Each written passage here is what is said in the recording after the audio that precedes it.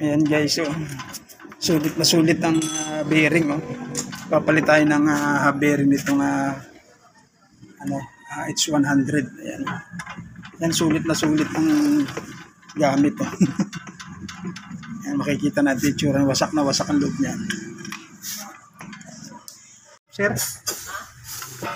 Ayan, okay. Ayan guys, so, kung makikita nyo alog-alog. Oh. Ayan.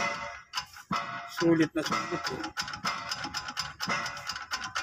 Pag na papaklasin natin ito at saka caliper guys. Durog na durog ang bearing.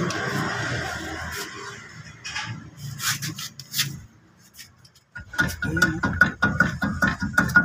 Sulit na sulit po ang gawaan ito. Ang gamit. Ayan, tinanggal po natin yung kanya. Mapapansin nyo. Napakaubong po niya. No? Kaya talagang ramdam na ramdam. Ayan. Baklasin po natin itong buong rotor disc niya. Makikita niyo yung bearing niya. Durog yung bearing. Ayan guys, yung nangyari dyan. So ito yung papalitan natin bearing. Durog yung bearing niya guys. Ayan. Napakatumi ng ito bearing. Dito ng bearing niya.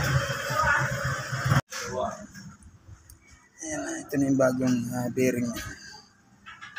Kabit na yan guys. Tapos bagong oil seal. Ito yung luma niyang oil seal.